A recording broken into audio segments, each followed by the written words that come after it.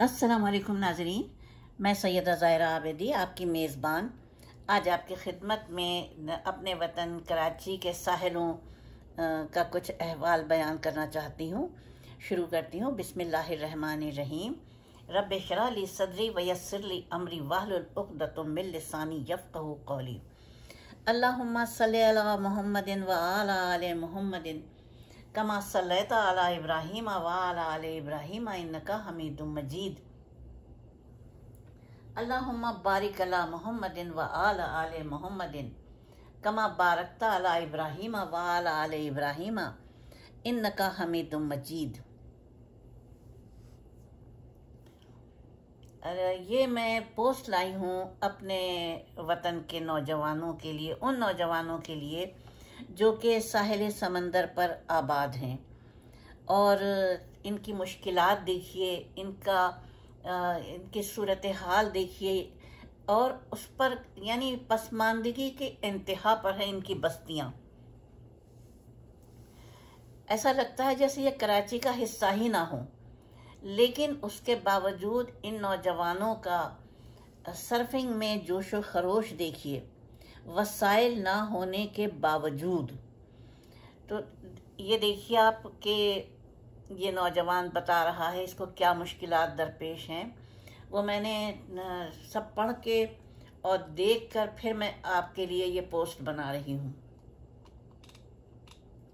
सबसे पहले तो देखिए कि कराची में सर्फिंग का रुझान कैसे आया। ये जबकि सर्फिंग के कोई भी वो नहीं है, यानी सहूलतों का तो कोई तस्वुर ही नहीं है। जो करना है नौजवानों को करना है। तो इस नौजवान के ये जो में इसका कैरेक्टर है नज़र आ रहा है चश्मा पहने हुए, इसके दोस्त ने बाहर जो रहता है उसने थोड़ी मदद की, और कुछ उन लोगों ने यहाँ पर वो किया, इंतज़ाम किया। सन 2014 में पाकिस्तान फिशर ग्रुप फोरम के गुलाम मुस्तफ़ा भोरगे ने खुदागंज से रब्ता किया कि उनके दोस्त डॉक्टर आफ्ताब अजीज़ सिद्दीकी उनके गांव मुबारक विलेज में कुछ सर्फ बोर्ड्स देना चाहते हैं, क्या वो उन्हें इस्तेमाल में ला सकेंगे। खुदागंज ने फौरन हामी भर ली, और इस तरह खुदागंज ने सिर्फ 3 सर्फ बोर्ड से और 28 मेंबर्स से आगाज किया। तैराकी तो उनके लिए बहुत आसान थी, लेकिन सर्फिंग के खेल की नौइयत मुख्तलिफ होने की बिना पर उन्हें शुरू में मुश्किलात का सामना करना पड़ा। वो बताते हैं कि हमें सिर्फ तैरना आता था, ना हमारे पास कोई कोचिंग थी, ना कोई निगरान था। बस हम इंटरनेट के सहारे इस फन में महारत लेने की कोशिश करते रहे, और फिर देखते देखते सर्फिंग में हमने महारत हासिल की, हमारे मेंबर्स ने। और फिर ये वो कहते हैं कि ये कारवां बढ़ता गया। आज डॉक्टर अजीज़ और उनके बैरून मुल्क मुकीम दोस्तों की काविशों से उनके क्लब में 28 सर्फ बोर्ड्स मौजूद हैं, और मुबारक विलेज में बलूचिस्तान के इलाके गिडानी से भी ये लोग फन सीखने आते हैं। अब अपनी मुश्किलात वो बता रहे हैं कि सर्फिंग करना पाकिस्तान में कितना मुश्किल है।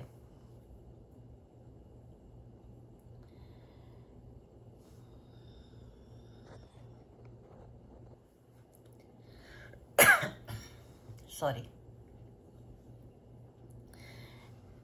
अपनी सर्फिंग की मुश्किलात बताते हुए उन्होंने बताया कि सर्फ बोर्ड पर लगने वाली वैक्स यानी मोम की ख़रीदारी में सर्फर्स को कितनी मुश्किलात का सामना करना पड़ता है, और पाकिस्तान में सर्फिंग कितनी मुश्किल है।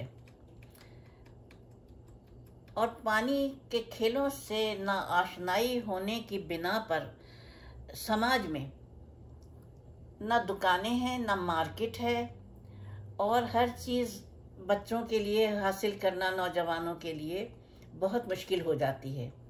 हॉक्स बे पर ऐसी ही एक सर्फिंग अकेडमी चलाने वाले अमरीकी नजात पाकिस्तानी सरफर हाशिम अहमद ने इन मुश्किलात के बावजूद साहिली लोग नौजवानों को के लिए एक सर्फिंग स्कूल बनाया। वो बताते हैं कि नई साख्त के सर्फ बोर्ड को बनाने के लिए ख़ास 3D मशीन चाहिए होती है और जो कि उनको नहीं मैसर है।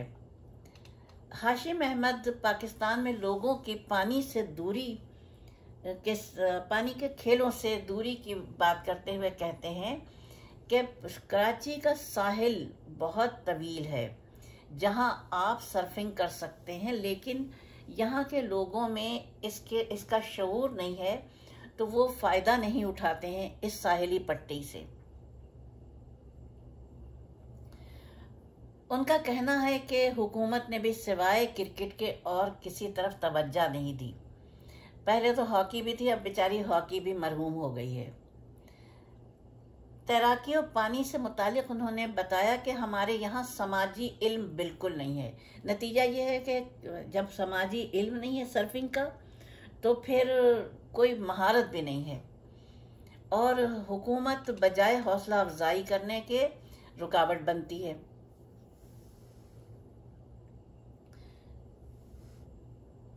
उन्होंने बताया कि उन्होंने अभी कुछ ही बरस पहले ये स्कूल शुरू किया है और उनका surfing school DKC surfing school के नाम से जाना जाता है।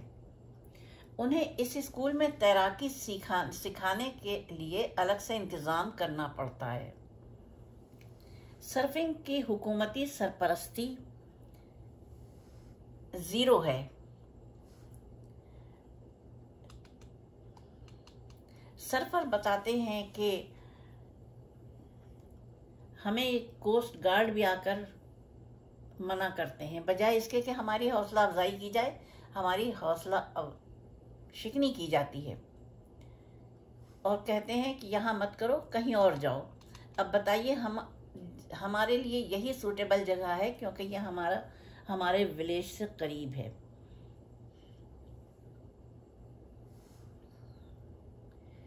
अब मैं आपको बता रही हूँ कि कराची का साहिल जो है, कराची के अंदर तो खेल के मैदान रहे नहीं, बच्चों से छीन लिए गए हैं, नौजवानों से लैंड माफिया ने छीन के अपनी तिजोरियां भरने को उन पे सीमेंट के पहाड़ खड़े कर दिए हैं।